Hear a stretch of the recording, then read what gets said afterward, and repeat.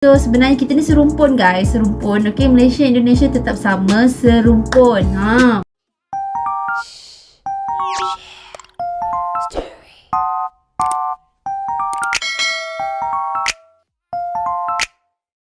Hai, Assalamualaikum guys, welcome back to my YouTube channel.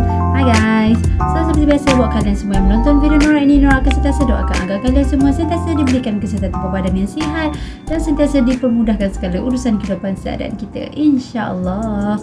Okay guys, so untuk video Nora kali ini, Nora nak react satu video yang bertajuk kenapa sebutan abjad Indonesia berbeza dengan Malaysia. Jadi Nora rasa tajuk ini memang dah sangat menarik, pasti ada banyak sangat informasi yang patut kita ambil tahu kan. Okay, jadi tanpa kita lengahkan masa lagi guys, jadi mari kita lihat video ini dan kita start reaction kita. Let's go. A B C D E F G H I J K L M N O P Q R S T U V W X Y Z. Teman-teman tahu tidak? Sebenarnya setiap negara memiliki perbedaan dalam pengucapan alfabet.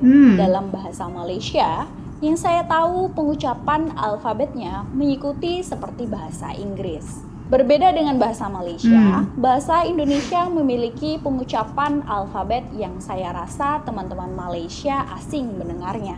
Bahkan dalam bahasa, kita ini bisa saling memahami satu sama lain. Baik Indonesia maupun Malaysia, kita bisa saling paham. Benar, pengucapan alfabet dalam bahasa Indonesia dipengaruhi oleh pengucapan alfabet dalam bahasa Belanda. Walaupun begitu, tetap ada perubahan sepanjang dan setelah kolonialisme Belanda di Indonesia.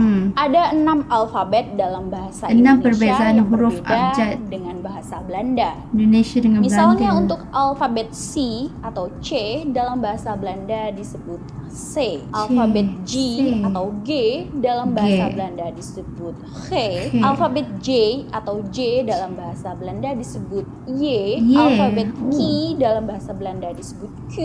Alfabet X dalam bahasa Belanda disebut X. Alfabet Y atau Y dalam bahasa Belanda disebut A.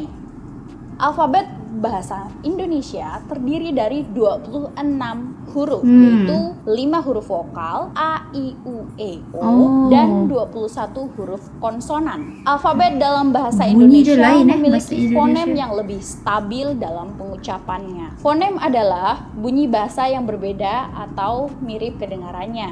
Sebagai contoh, ayat cagar dengan cakar, atau pola dengan bola, atau beras dengan peras. Ayat tersebut macam sama didengar tapi memiliki makna yang berbeda. Karena perbedaan dalam pengucapan abjad ini juga berpengaruh dalam perbedaan mengeja suatu kata atau ayat. Pengejaan dalam bahasa Indonesia, saya yakin ini juga asing di telinga teman-teman Malaysia. Pengejaan dalam bahasa Indonesia seperti ini. Contohnya, ayam menjadi ayam, ayam. Sapu dieja menjadi sapu, sapu. Mari dieja menjadi ri, mari. Walaupun Indonesia dan Malaysia memiliki ejaan ayat yang berbeda, yang penting kita masih bisa sama-sama faham satu sama lainnya. Karena sesungguhnya komunikasi ini akan jadi bila mana satu orang dengan orang yang lainnya akan bisa saling paham.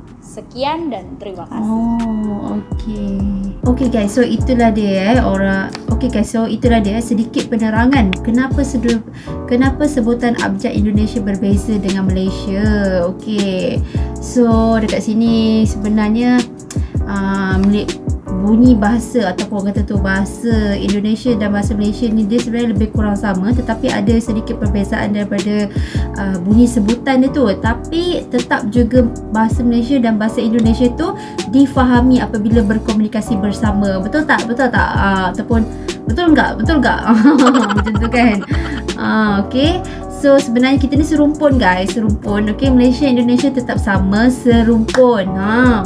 Malaysia faham bahasa Indonesia faham bahasa Malaysia, bahasa orang Melayu, macam tu. Okay, so itu apa yang orang faham lah. Okay, dia punya sebutan bunyi dia tu berbeza. Okey, kerana apa tadi dia cakap sebutan abjad Indonesia tu dia berasal daripada Belanda. That's why dia jadi macam tu, bunyi sebutan dia agak lain. Okey. So sangat baguslah info ni. Okey.